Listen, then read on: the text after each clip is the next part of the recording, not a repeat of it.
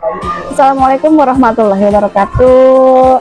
Perkenalkan, saya Dida Devega. Di sini saya menjadi kepala sekolah dari SD Tiarajo. Di sini saya akan bercerita sedikit tentang memahami bully di sekolah dasar.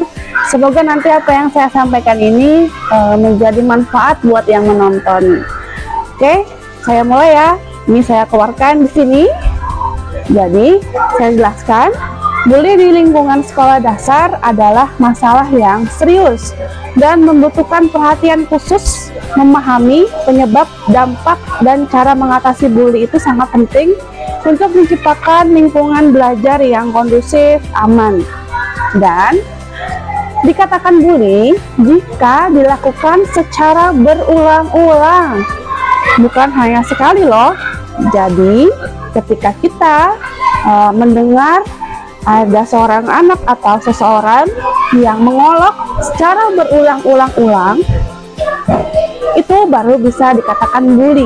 Tapi kalau baru hanya sekali, saya contohkan ya, wah kamu jelek, belum mandi, bau nih, tapi cuma satu kali, itu hanya ciri menuju ke bully.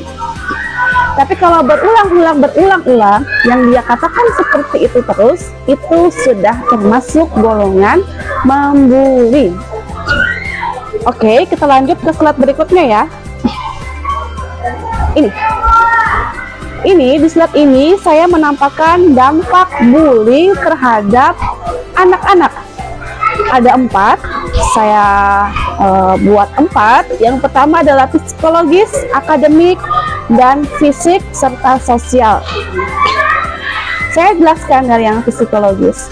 Dari yang sisi psikologis anak, bully menyebabkan trauma, depresi, dan kurangnya percaya diri terhadap korban.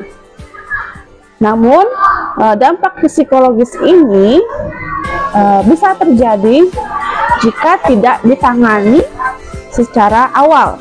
Jadi secara berulang-ulang dan psikologis anak tersebut rendah. Jadi bisa mengalami seperti ini. Lalu yang kedua, fisik. Anak-anak yang mengalami bully berisiko mengalami cedera fisik.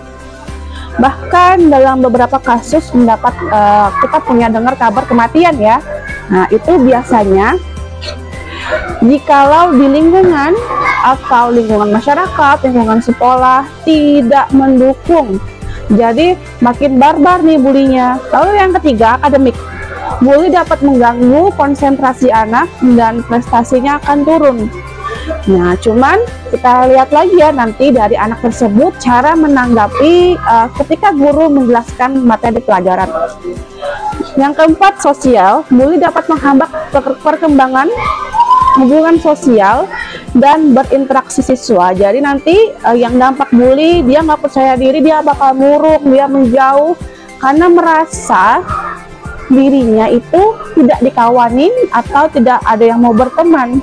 Tapi kita nanti juga akan melihat bahwasannya anak ini punya gaya toksik atau tidak, seperti itu. Kita lanjut, identifikasi tanda-tanda bullying. Ada 3, perubahan perilaku, fisik dan emosional, serta prestasi yang menurun. Itu saya jelaskan yang tadi. Saya simpulkan, jadi dari antara 3 ini adalah identifikasi anak-anak yang sudah terkena bully. Terus bagaimana dong? Nah, ini tipsnya peran guru dalam menjaga bully. Yang pertama, pengawasan. Guru harus aktif dan mengawasi interaksi siswa di lingkungan sekolah untuk mendeteksi secara dini tanda-tanda bully. Seperti saya sebutkan di awal tadi, mengolok tapi tidak berulang. Baru sekali mengolok, kalau kita dengar, saya sebagai guru langsung saya nasihati. Lalu yang kedua, intervensi. Guru yang harus segera melakukan intervensi saat melihat adanya tindakan bully dan memberikan bimbingan pada pelaku dan korban. Ketika ada pelaku bully dan korban, guru langsung cepat-cepat mengambil tindakan. Bukan hanya korbannya saja, yang membuli juga, karena mereka dua-duanya butuh bantuan. Lalu yang ketiga, edukasi. Guru dapat memberikan edukasi terhadap siswa tentang bullying, korban, dan pelaku. Selanjutnya, kolaborasi dengan orang tua, komunikasi yang terbuka, pemantauan bersama, dan intervensi holistik. Guru dan orang tua bekerja sama untuk memberikan intervensi yang komprehensif dan berkelanjutan. Jadi memberikan edukasi bully bukan hanya di sekolah, namun di rumah. Karena bully itu jika dilakukan terus-menerus akan lama sembuhnya, lama hilangnya. Jadi kita harus sama-sama berkolaborasi, orang tua dan guru, agar korban dan pelaku sama-sama mendapatkan bantuan dan edukasi. Ini sebagai sekolah menciptakan lingkungan sekolah yang aman dan inklusif. Yang pertama, budaya sekolah, pengawasan, dan pemberdayaan siswa. Kita harus sering-sering edukasi. Ada juga di mading-mading tentang bahaya bully, agar anak itu bisa mendapatkan stimulasi terus-terus dan bisa mempraktekannya.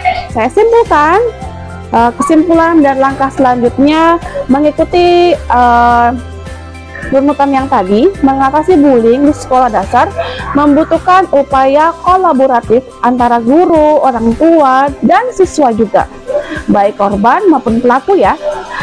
Dengan pemahaman yang mendalam, intervensi yang efektif, dan lingkungan sekolah yang mendukung, kita dapat menciptakan masa depan yang lebih baik bagi generasi muda, dan dipahami benar-benar bahwa makna bullying dilakukan secara berulang-ulang.